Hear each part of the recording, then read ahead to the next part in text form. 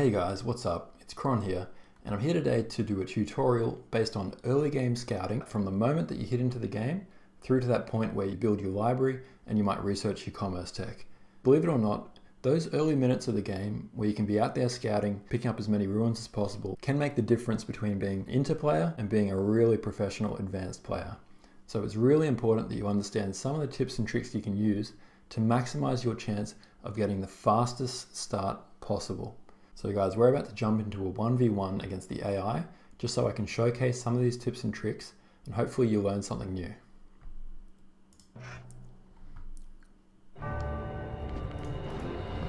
Okay guys, so the first thing that I do, you'll notice, is I didn't actually have to select my citizens at all manually. All I do is I press the hotkey for idle citizen 3 times, and it automatically selects them all. I'll then walk towards where I want to build my city, and then plonk it down using the hotkeys B, C. Remember that all hotkeys and resignations can be changed, so you can do this by going into the options menu. So while my city's building, what I like to do is click on the city, press Control 1. What this does, it makes my city as the number 1 hotkey, so that wherever I am on the map, I can double tap 1, and it brings me back to my city. The other thing I like to do is click on my city, rally my city towards my trees, highlight my citizens, and walk them towards both the trees and where I want my first farms to be built. So in this instance, I'm going to build my first 2 farms here.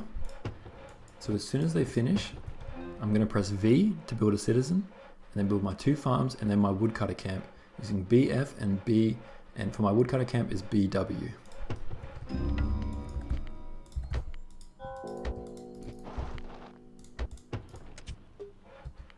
The next 3 citizens I build, I'm going to send out to scout, because it's really important to get as many ruins as possible, and they need to be food ruins rather than wealth ruins. It's important to make sure that your food income at the top left is always the lowest resource you've got, because when you pick up a ruin, you always get whatever you had the least of. Generally speaking, as long as it's not wealth, you'll be okay. So let's unpause. So I'm constantly spamming V. As soon as those farms finish, that means that citizen will be created. And as the citizen comes out, I'm going to hotkey him to number 2, so that I can press 2 and it will follow him around. I'm spamming V, so the next citizen I build will be number 3. And the next will be number 4. While we do this, we're going to build another farm.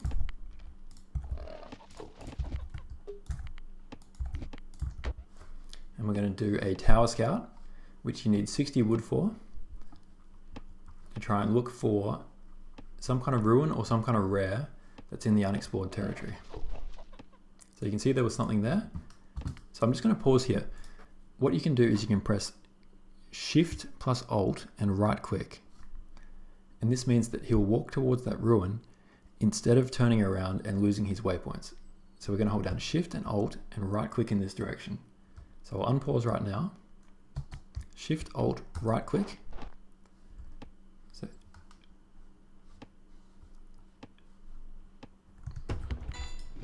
And now I can see that it's there. So we're holding down Shift, Alt, or Shift, Control, Alt, and then we're going to re-waypoint him.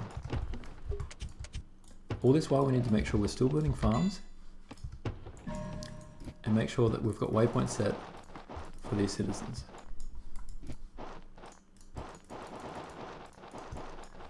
I recommend using the minimap to set rough waypoints, and then when you get more time, to go back and manually set the waypoints.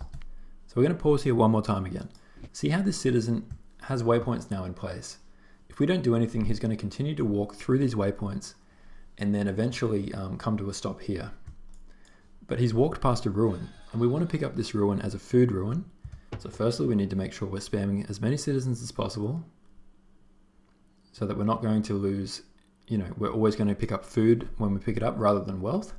And secondly, we're going to hold down Shift plus Alt and right click on the ruin, so that he doesn't lose his waypoints, but he goes there first. Because by holding down Shift and Alt, it means it adds a waypoint, but it goes to the very top of the queue. It means that he'll pick up that ruin and then go on to continue on his merry way of what we've already told him to do. So we'll unpause here and we'll press Shift Alt or you can also do Shift Control Alt. It makes no difference to pick up this ruin.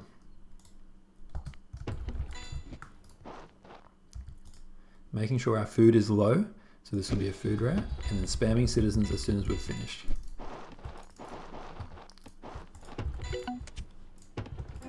Here I'm pressing VR. Again, R is my infinite queue. You don't have to use infinite queue, but it can be handy. But we're pressing build citizen, and then we're pressing infinite queue. And constantly pressing F, and then shift onto that, which means that they'll go to the farm first. You can see here another ruin. So he's not going to lose his waypoints, but by pressing Shift Alt or Control Shift Alt, he'll go back and get that ruin without losing his waypoints. If you have time, it's always good to manually update his waypoints as well, so that he's not scouting areas which have already been scouted. And you can see another one right here. Always making sure we're getting food ruins early on by spamming food, or sometimes there might be cases where you need to get a wood instead.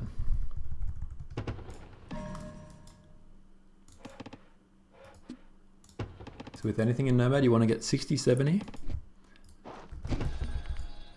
So always checking the minimap, keeping an eagle eye out for when you see those ruins pop up, so that you can press Shift plus Alt and right click on them and make sure that you've got citizens fully queued so that you're getting a food ruin as much as possible. Because if you can get early food ruins, that means you can get a faster civ, it means you can get a faster military, and possibly it means you can also get more citizens early on. So I did pick up a wealth rare there, but I've got so many ruins at this point, it's actually not too bad to pick up a wealth rare every now and again.